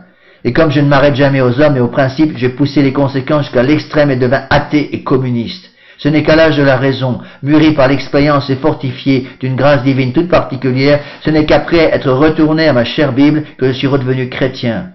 Si le monde veut comme moi redevenir chrétien, qu'il étudie de nouveau les sources chrétiennes. Surtout la Sainte Écriture. Puisque la Sainte Écriture, c'est la parole de Dieu. Monseigneur continue en donnant des exemples dans le 19e siècle. Et un de ses correspondants lui dit que c'est un monstre à plusieurs têtes que vous avez attaqué par le ver rongeur. Donc vous étonnez pas des conséquences. Il cite aussi Donoso Cortés. Il n'y a que deux systèmes, c'est une citation qui a déjà été utilisée, je la répète. Il n'y a que deux systèmes possibles d'éducation, le chrétien et le païen. La restauration du dernier nous a conduit à l'abîme dans lequel nous sommes et nous n'en sortirons certainement que par la restauration du premier. Ou chrétien ou païen, il y a le choix. La rétrogradation a commencé en Europe avec la restauration du paganisme littéraire, qui a amené successivement les restaurations du paganisme philosophique, du paganisme religieux, du paganisme politique. Aujourd'hui, le monde est à la veille de la dernière de ces restaurations, la restauration du paganisme socialiste. Vous voyez donc les étapes expliquées par un des correspondants de Monseigneur Gaume. Première étape, paganisme littéraire. Deuxième étape, paganisme philosophique. Troisième étape, paganisme politique, qui entraîne un paganisme socialiste. Conséquence, destruction des âmes. Ici, il cite un certain abbé Martinet. La Renaissance a dégradé le talent en le ravanant au rôle de copiste. Elle a perverti les mœurs parce que, au lieu de s'appliquer à cultiver et à embellir les mœurs chrétiennes, elle s'est faite l'interprète et l'admiratrice des idées puériles et des mœurs dissolues de l'Antiquité. Nos essais de restauration païenne dans l'ordre politique ont été encore plus désastreux. L'idée romaine de créer des nations de soldats régnant sur les autres par le droit de l'épée n'a enfanté que des guerres sanglantes. L'idée grecque de faire des nations des législateurs et des fonctionnaires a produit le mépris des lois, du pouvoir et nous a rendus ingouvernables. En somme, nos éducateurs modernes n'ont rien négligé pour nous faire rétrograder de 20 siècles et obliger les peuples chrétiens à reprendre les misérables allures d'une misérable antiquité. Donc nous sommes devenus ingouvernables parce qu'on a perdu le contact avec notre Seigneur Jésus-Christ. Le paganisme a coupé le cordon ombilical qui réunissait les âmes à notre Seigneur Jésus-Christ. Si notre âme est naturellement chrétienne, comme disait Tertullien, pourquoi étouffer ses affections? Pourquoi détourner de son objet cette sympathie innée qu'elle éprouve pour les grandes vérités de la religion? Pourquoi ne pas plutôt la seconder de manière à conduire à son plein développement cette tendance naturelle qui est comme le premier sourire de l'âme à son Créateur? Avec les auteurs chrétiens, non seulement les enfants apprennent mieux et plus vite le latin, ils acquièrent encore une ardeur, un goût, une passion pour la vérité religieuse. Ils sont en outre préservés de ces funestes influences qu'en vertu de la correspondance mystérieuse qui existe entre le fond et la forme de la pensée, entre les lois de l'intelligence et celles du goût, les auteurs païens exercent sur l'âme de la jeunesse. Si l'âme humaine est une table rase, dans le sens où l'entendaient, d'après saint Thomas d'Aquin, les traditionalistes catholiques, il s'ensuit nécessairement que si on y écrit le christianisme au moyen des classiques chrétiens, l'âme sera chrétienne. Si on y inscrit le paganisme, elle sera païenne. Si la raison humaine est elle-même la maîtresse et la reine qui dicte, soit au moyen d'une manifestation spontanée, soit de l'instruction, ou d'une manière quelconque par laquelle les rationalistes expliquent l'origine des idées, alors il sera indifférent pour l'enfant d'étudier les classiques chrétiens et les classiques païens. En effet, il aura toujours de lui-même le maître qui lui fera décerner le vrai du faux, le bien du mal. Voilà pourquoi tous les rationalistes et même les semi-rationalistes en philosophie sont peut-être sans en savoir la raison pour l'étude des auteurs païens et pourquoi ils s'obstinent à soutenir qu'en étudiant, le jeune homme fera attention à la phrase et non au sens. Donc on est naturellement tenté par ce qu'on admire. Voilà la conclusion. La raison humaine ne suffit pas à protéger. Il faut que cette raison soit éclairée par la foi. Pauvres jeunes gens, à peine sortis de l'idolâtrie, tout entourés encore des fêtes brillantes de ce même culte si célébré dans les classiques latins et grecs, comment concevront-ils de l'horreur pour l'idolâtrie de leur pays en la voyant sans cesse embellie par les auteurs païens que nous leur donnons à étudier? Et surtout, quand nos jeunes clercs étudieront-ils l'histoire sainte, celle de l'Église et quelque chose des saints-pères? Serait-ce après le sacerdoce? En auront-ils le temps? En auront-ils encore le goût? L'esprit de ces livres s'inoculera-t-il chez eux comme il le ferait si, dans leurs études même, ils s'y étaient habitués ou s'ils s'en étaient nourris? Ici, il donne une citation intéressante d'un docteur protestant appelé Kapf, qui donne en chiffres impitoyables le tableau de la démoralisation actuelle de son pays, l'Allemagne, 19e siècle donc.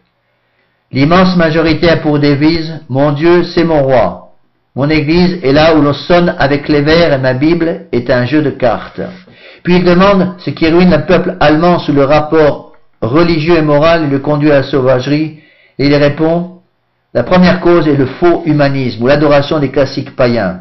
Bien des savants sont encore infatués de l'antiquité païenne. Ils ne voient pas combien les dissolutions intérieures et extérieures de la Grèce et de Rome attestent que ce genre d'éducation est incapable de porter remède au mal qui dévore la société.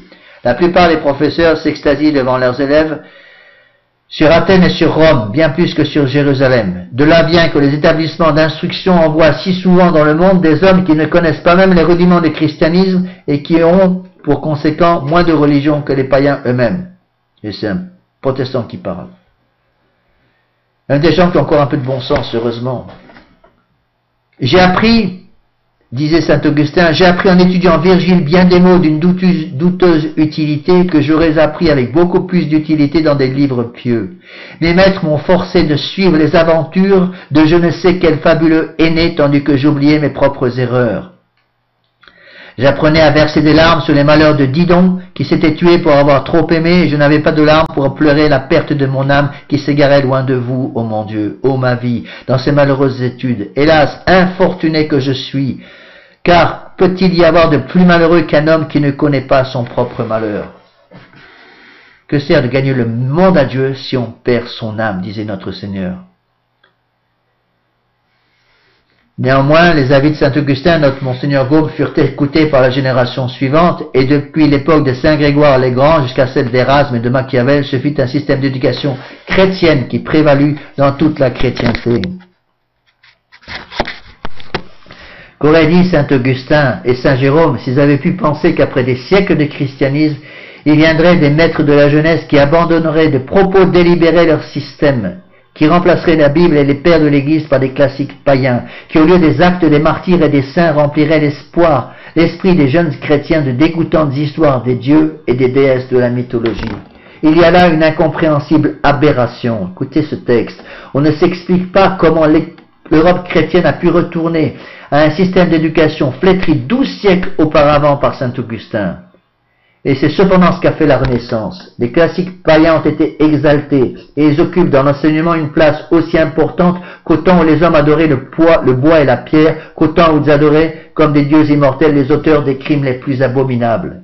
Des grands hommes, des hommes comme saint Charles Borromée, saint Ignace de Loyola et son illustre disciple, le savant père Possevin, se sont efforcés d'arrêter le torrent, mais ils ne purent y réussir. En vain, les jésuites ont tenté, avec un noble zèle, d'extirper le venin en expurgeant les classiques. Ils pouvaient bien cacher le poison, mais ils ne pouvaient pas empêcher la curiosité de la nature corrompue de pénétrer dans ces repères d'obscénité. Ce que les jeunes gens apprenaient dans les livres, ils le trouvaient reproduit d'une manière plus vivante encore par le ciseau des sculpteurs, par la palette des peintres, de sorte que l'atmosphère tout entière était corrompue. Faut-il s'étonner alors des conséquences ? Faut-il s'étonner que cette dégradation universelle des rois et des nobles plongés dans l'abîme du vice et engendrait cette démocratie sauvage qui menace maintenant les trônes? Il est temps, quelle que soit la politique des rois et des cours, que les parents chrétiens songent à ce qu'ils ont à faire pour conduire leurs enfants dans la voie qui sauvegardera leur honneur dans cette vie et qui assurera leur bonheur dans l'autre. Pourquoi avez-vous reçu le sacrement de mariage? Pour peupler le ciel d'élus. La fin première du mariage, c'est pas l'épanouissement mutuel entre les deux époux. La fin première du mariage, mes bien chers frères, c'est la procréation et l'éducation des enfants. Qu'est-ce que c'est que l'éducation? Leur apprendre à lire et à écrire simplement? Leur apprendre à avoir une place au soleil du monde, à faire carrière dans le monde? L'éducation, c'est d'abord leur montrer le chemin qui les amène à la porte du paradis. Une fois qu'ils seront rentrés au paradis, vous aurez fait votre travail. Le mal, causé par un enseignement exclusivement païen, frappe donc tous les yeux. La renaissance du paganisme a été l'introduction au protestantisme, et ces deux fléaux, se fortifiant l'un par l'autre, paganisme et protestantisme, ont amené tous les maux contre lesquels se débat aujourd'hui la société contemporaine. Encore un chapitre sur chapitre 19 sur le 19e siècle. Un peu déboussolé par toutes ces attaques contre lui, surtout organisées à partir de Monseigneur de l'évêque d'Orléans, j'ai déjà expliqué. Monseigneur Gaume va aller à Rome, et le 28, c'est en 1853, le 28 février 1853, il est reçu par le très révérend père Cyrino, consulteur général des clercs réguliers. Il était allé à Rome pour dire, voilà, puisque je suis tellement critiqué en France par Monseigneur Dupont-Loup, l'évêque d'Orléans, et tous ses petits amis, si je dois être condamné, que je sois condamné, mais qu'on examine mes œuvres. Et ici, je vous cite la réponse que le prêtre, qui était un des consultants, des savants consulteurs de l'index, va lui répondre.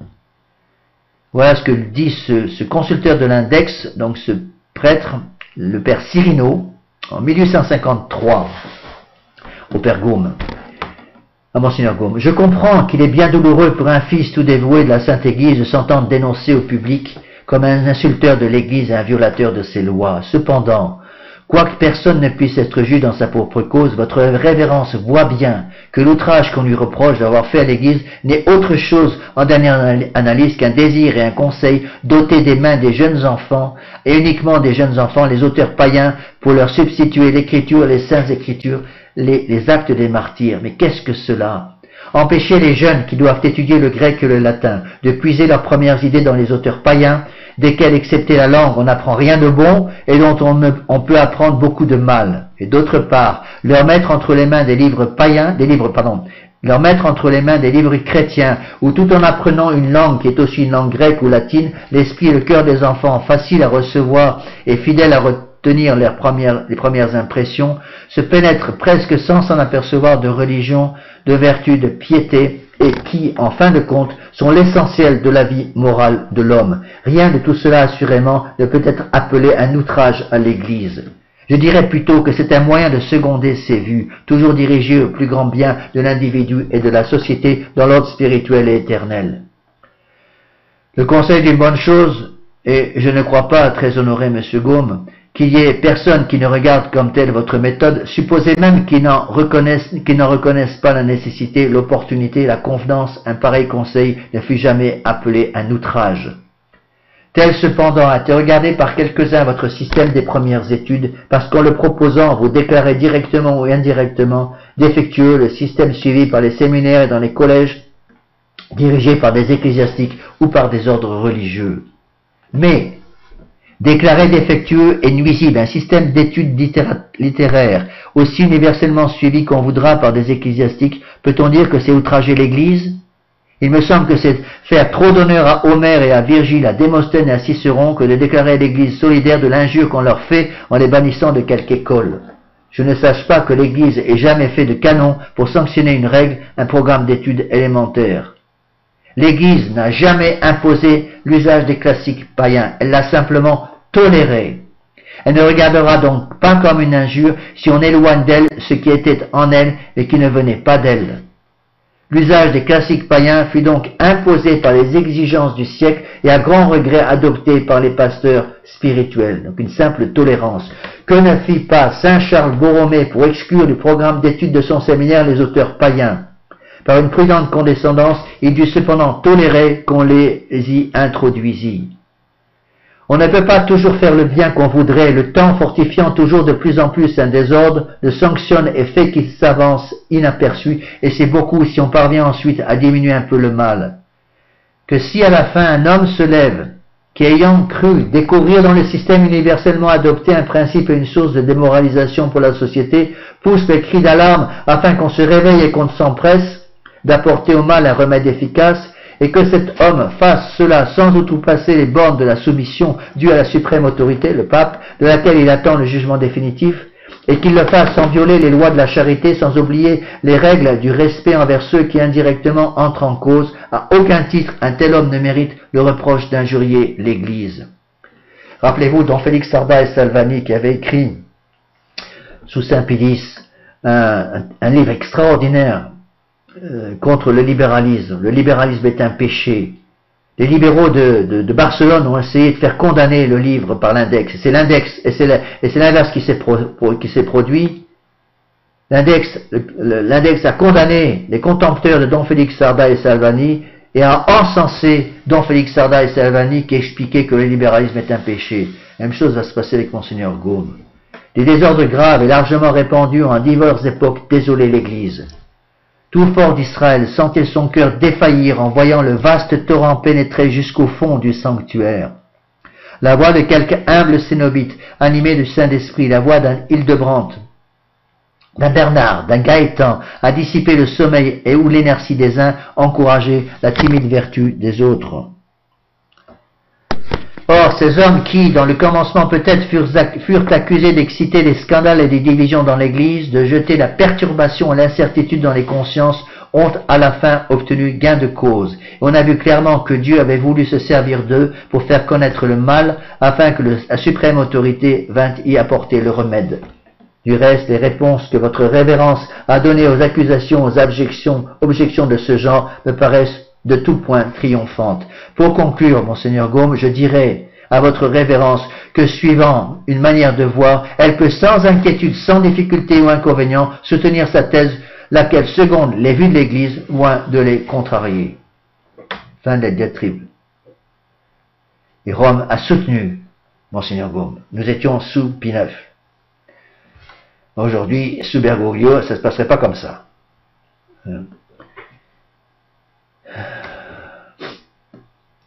Et Monseigneur dit, en se moquant, à la fin, je conseille, pour rendre complet le triomphe de mes accusateurs, je leur conseille de mettre le pape lui-même à l'index, parce que le pape a soutenu Monseigneur Gaume.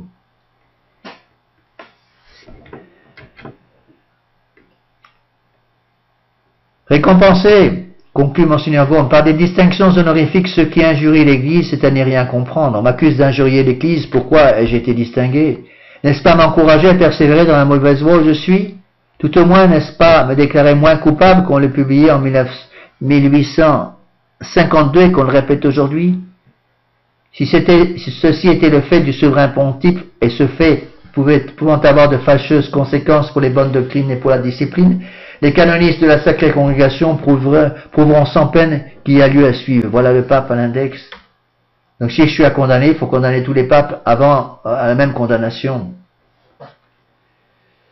Voilà, nous arrivons à la fin de ce volume, et Monseigneur Gaume va terminer par un résumé général qui est remarquable.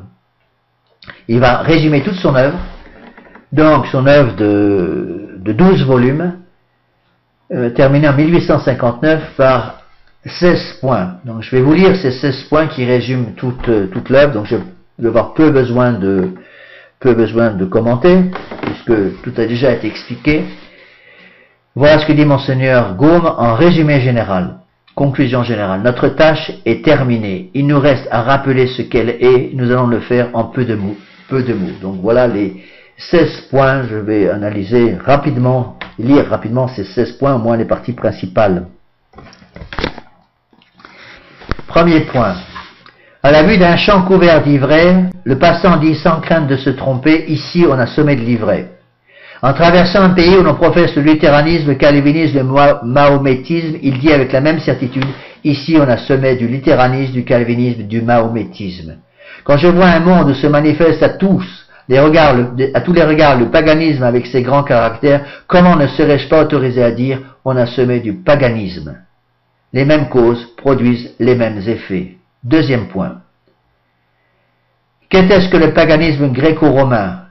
Dans l'ordre intellectuel, c'est l'émancipation de la raison. Incroyance et naturalisme en religion, rationalisme en philosophie, libre pensée en toutes choses. Dans l'ordre moral, c'est l'émancipation de la chair, donc le sensualisme dans les habitudes et dans les goûts, le matérialisme dans les arts et dans la littérature, le culte fiévreux de toutes les convoitises ayant à leur service des millions de prolétaires et une civilisation matérielle portée à ses dernières limites. C'est le capitalisme d'aujourd'hui. Dans l'ordre politique, c'était le césarisme. Concentration de tous les pouvoirs entre les mains d'un homme, empereur et pontife, appelé aéropage ou César. Centralisation et despotisme d'une part, suppression de toute liberté et haine de l'autre, crainte et malaise partout. Je conseille beaucoup à ceux qui veulent bien comprendre tout ce qui a été expliqué jusque-là, de bien relire soigneusement ces 16 points de conclusion. Troisième point. Donc j'explique pas parce que ça a déjà été expliqué. Comme conséquence palpable, l'indifférence politique dans tous les cultes, l'admission de tous les dieux au même panthéon, le oui et le non sur tous les points, c'est ça la démocratie, c'est le libéralisme, le mépris de tous les devoirs, la vie se résumant en deux mots, du pain et des plaisirs, le suicide à l'ordre du jour. Satan, partout avec ses manifestations sensibles, ses prêtres, ses prestiges et ses oracles. Pour compléter le tableau, ajouter de la part des derniers païens d'Athènes et de Rome la haine et le mépris du christianisme, haine et mépris des hommes et des choses se révélant par l'injure, par la calomnie, par la spoliation et arrivant jusqu'au carnage. Exactement ce qui se passe aujourd'hui. Quatrième point.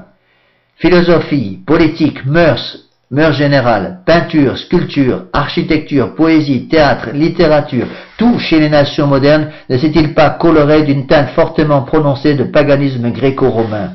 Les pratiques démoniaques elles-mêmes de l'Antiquité ne sont-elles pas revenues sur une vaste échelle? Pauvre Europe, on lui a si bien enseigné le paganisme qu'elle l'a appris par cœur. Et, sans qu'elle s'en doute, elle ne fait que répéter sa leçon, elle dort dans les bras de Satan qui retient son souffle pour ne pas la réveiller. Donc les gens vont droit dans le mur, il faudrait se taire et laisser la voiture se précipiter dans le mur. Cinquième point.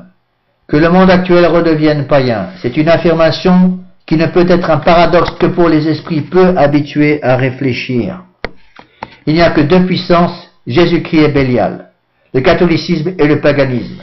La raison en est que l'un est le dernier mot de l'affirmation, comme l'autre est le dernier mot de la négation. Donc le catholicisme est affirmation, le paganisme est négation. Or, c'est une loi du monde moral aussi bien que du monde physique que tous les autres, les êtres gravitent perpétuellement vers leur centre. L'homme ne peut pas vivre sans religion. On dit l'homme ne peut pas vivre sans une idole. S'il se soustrait à l'empire de Jésus-Christ, il retombe dans des proportions analogues sous l'empire de Satan. Qu'il parvienne à rompre entièrement avec le catholicisme, et nous le verrons, après avoir erré quelque temps dans le désert de l'incrédulité, retourner au paganisme sous une forme ou sous une autre. Point numéro 6. Si le monde actuel, plus avancé dans le mal que les polythéistes de 1793, gravite vers quelque chose, tenons pour certain que ce n'est ni vers la confession d'Augsbourg, protestantisme, ni vers le Talmud, la juiverie, ni vers le Coran, l'islam. C'est tout simplement vers la religion de l'homme, esclave et dupe de Satan, qui n'en veut aucune que celle de son maître, le paganisme. Donc les protestants, les juifs, l'islam ne sont que des instruments. La révolution païenne, le point numéro 7. La révolution païenne qui menace le monde a deux périodes. La période de destruction et la période de reconstruction. Rappelez-vous, solve, destruction, reconstruction, coagula. Jusqu'à la catastrophe de 1793, son cri de guerre fut « Écrasons l'infâme ». Voltaire. Période de destruction. Aujourd'hui, debout sur les ruines qu'elle a faites, son cri de guerre est « Adorons Satan ». Période de reconstruction. De tous les êtres autrefois maudits que la tolérance de notre société a relevé de leur anathème, Satan est sans contredit celui qui est le plus gagné au progrès des Lumières et de l'universelle civilisation. Point numéro 8. On arrive au bout, il y en a 16. Comment, après 18 siècles de christianisme, les nations modernes en sont-elles venues à ressembler presque comme deux gouttes d'eau aux nations païennes dans les jours de leur décadence? Dis-moi qui tu fréquentes, je te dirai qui tu es. Comme l'ancien peuple de Dieu, le peuple chrétien s'est mis en contact intime et habituel avec des gentils. L'éclair a rencontré l'éclair, le péché originel, l'orgueil et le sensualisme, innés dans l'homme, se sont trouvés multipliés par l'orgueil, par le sensualisme, par le péché, pareil de tous leurs attraits séducteurs et constitués à l'état permanent au sein de l'Antiquité gréco-romaine. L'Europe a couché dans le lit du lépreux, elle a pris la lèpre. Voilà le fait. Sur l'époque, la nature et la transmission perpétuelle de ce fait, l'histoire scrupuleusement étudiée dans les 12 volumes de la Révolution rend toute négation impossible. Point de conclusion numéro 9. Sinon, pour échapper à la Révolution, du moins pour reconstruire l'édifice après la catastrophe, quel moyen reste à l'Europe? Un seul. C'est par l'éducation que le paganisme est rentré dans les nations chrétiennes et c'est par l'éducation qu'il doit en sortir. Nul peuple chrétien ne peut vivre sans le christianisme. Tant vaut l'éducation, tant vaut le peuple. Voulez-vous sérieusement une Europe chrétienne? Ayez une éducation complètement chrétienne dans les livres et dans les hommes. Reconduisez l'Europe aux sources de sa vie.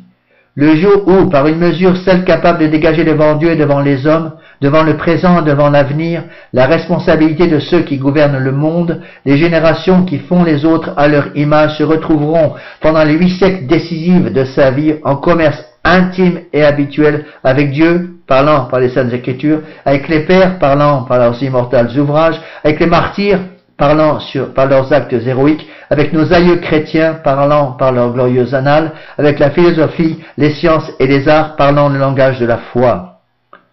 Ce jour-là, mais ce jour-là seulement, la révolution sera vaincue. Alors commencera une autre révolution, assez puissante pour améliorer le présent, pour sauver l'avenir. Faire tout le reste, cela accepter, cela, c'est ne rien faire. La conscience le dit, l'expérience le prouve.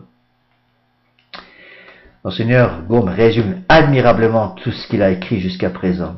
Point numéro 10. Depuis 4 siècles, l'Église, la société, la famille chrétienne battent en retraite sur toute la ligne. Chaque jour, elles perdent du terrain. Leurs principes ébranlés, méprisés, niés, foulés aux pieds, ressemblent à des blessés désormais sans force ou des cadavres sur un champ de bataille. Quelle est la cause de cette lamentable déroute inouïe chez les nations chrétiennes? Les défenseurs ont-ils manqué? Jamais ils ne furent plus nombreux, plus éloquents, plus solides. L'histoire des 4 derniers siècles est pleine de leurs héroïques efforts. Le christianisme aurait-il perdu quelque chose de sa force intrinsèque? Il est toujours aujourd'hui ce qu'il était hier, ce qu'il sera toujours, le principe divin qui a tiré le monde de la barbarie et qui en tire encore des peuples d'anthropophages. Quel est donc cet effrayant mystère? Point numéro 11. Évidemment, il y a au cœur des nations modernes un répulsif permanent qui paralyse l'action du christianisme et qui émousse les armes de ses soldats. Évidemment encore, ce répulsif est un élément nouveau qui n'existait pas il y a 4 siècles. Cet élément n'est donc pas simplement le péché originel, attendu que le péché originel existait il y a 4 siècles, qui n'a pas empêché le christianisme de régner sur les âmes et de dominer l'Europe. Quel est donc ce répulsif antichrétien, cet élément inconnu, de nos pères. Tournez, retournez la question sur toutes ses faces, passez l'histoire au crible, et vous trouverez toujours pour résultat le paganisme revenu en Europe avec la Renaissance, introduit perpétuellement au cœur des jeunes générations par l'éducation de collège, et de là rayonnant sur la société tout entière dans laquelle il reproduit les mêmes faits qui signalèrent son empire au sein des nations de l'Antiquité. Point numéro 12. Tel est pour nous le système, la synthèse du mal, la formule de ce que nous voyons, la donnée qui explique et qui explique seule les événements autrement incompréhensibles des 4 derniers siècles, comme la loi de l'attraction explique et explique seule les phénomènes du système planétaire. Ne pas l'admettre, c'est nous obliger à donner la vôtre. C'est vous obliger à donner la vôtre. Expliquez donc l'effrayante stérilité de la polémique chrétienne depuis la Renaissance et la marche toujours envahissante de la Révolution. Il est temps de parler, la société est malade, très malade, vous en convenez. Dites donc ce qu'il faut faire pour empêcher ça, qu'elle périsse. Repousser la solution sous prétexte qu'elle vient de nous serait une erreur. Elle vous est donnée par les plus hautes intelligences contemporaines dans l'Europe entière. Elle fut constamment proclamée par tous les hommes éminents qui, depuis 4 siècles, ont fixé leur attention sur l'enseignement des lettres, des classes lettrées. Dire qu'elle n'a pas été acceptée serait puéril, comme s'il n'était pas facile de comprendre ce qu'on se fait illusion sur les dangers d'une éducation qui n'avait pas encore donné tous ses fruits et qu'on ait fermé l'oreille aux voix prophétiques qui signalaient leur péril. N'est-ce pas ce que nous voyons encore tous les jours? Point de conclusion numéro 13. Courage, on arrive au bout. En attendant qu'il vous plaise d'indiquer avec précision la cause du mal qui dévore l'Europe moderne et de formuler avec non moins de précision le remède capable de le guérir, nous répéterons qu'attaquer un ennemi, ce n'est pas rester sur la défensive, c'est franchir ses frontières et porter le feu sur ses terres. Celui qui veut la paix qui prépare la guerre. La révolution étant la négation absolue. Attaquer la révolution, c'est proclamer l'affirmation absolue, la proclamer dans le lieu et dans le temps où elle peut l'être avec succès. Cette affirmation absolue, c'est le catholicisme. Ce lieu, ce sont les jeunes âmes ouverts à toutes les impressions et vierges encore de la zizanie révolutionnaire. Ce temps est celui d'éducation, il n'y en a pas d'autre. Si vous ne savez pas, si vous ne voulez pas mettre à profit ce temps favorable pour vous emparer de la place encore libre et vous y établir solidement, pour semer exclusivement et pur de tout alliage l'affirmation catholique dans les âmes, pour cultiver avec un soin jaloux cette précieuse semence, pour la protéger jusqu'à ce qu'elle ait poussé de fortes racines et se soit épanouie en une végétation vigoureuse, si vous l'employez même en partie à semer la grande négation qu'on appelle le paganisme, c'est-à-dire la révolution elle-même dans son essence, vous n'attaquez pas sérieusement la révolution, vous préparez son triomphe dans la société en perpétuant son règne dans les âmes. Pas d'hypocrisie, pas de larmes de crocodile, voyez les choses telles qu'elles sont.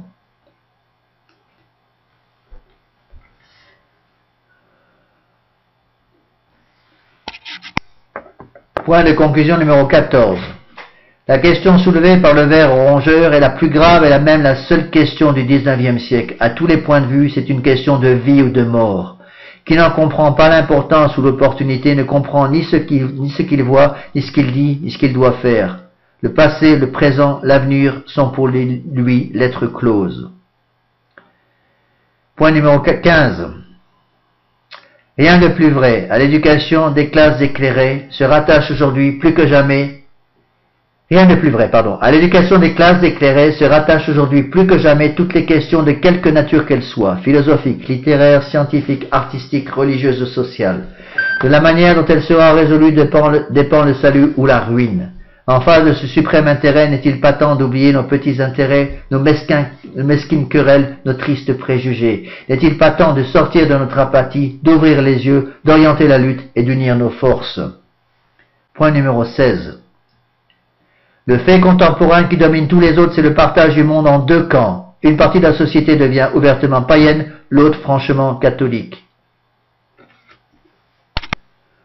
Tout accélère ce double mouvement. Le jour où il n'y aura plus sur la terre que des païens et des chrétiens, il n'y aura plus que des persécuteurs et des martyrs. À qui restera la victoire? Dieu le sait. Puisque le présent ne nous offre qu'un point d'appui chancelant, l'avenir doit être le vrai champ du combat. L'avenir plein d'espérance pour les uns, de terreur pour les autres, de mystère pour tous, par les uns salué comme le triomphe absolu de Dieu, par les autres redouté comme le règne absolu du mal, par tous attendu avec anxiété, l'avenir sera ce que nous l'avons fait. Quelles que soient les destinées du monde, l'éducation chrétienne que nous aurons donnée aux générations qui nous suivent ne sera pas sans fruit, elle formera de nobles vainqueurs ou de nobles victimes. Donc ça veut dire quoi? Ça veut dire que nous formons nos enfants ou pour devenir des martyrs ou pour devenir des persécuteurs de l'Église catholique. Il n'y a pas le choix. Nul ne peut servir deux maîtres à la fois. Tel est le but de la tâche laborieuse que nous venons d'accomplir, dit Monseigneur Gaume. Tels sont les motifs qui pressent tout homme préoccupé des grands intérêts qui se débattent aujourd'hui, de prendre part à cette lutte suprême du bien contre le mal, du paganisme contre le christianisme, et de ne rien négliger dans la position que Dieu lui a faite pour en assurer le succès. Il termine donc son œuvre le 19 mars, fête de Saint-Joseph, 1859, à Paris. Voilà mes bien chers frères, nous avons terminé les 12 volumes de Monseigneur Gaume. Je ne sais combien de personnes vont avoir le courage, ou ont eu le courage, la patience et le temps de lire les 42 conférences donc, que j'ai pu faire, Dieu aidant, sur ce sujet. Donc ça fait plus de 63 heures de conférences, ça fait beaucoup.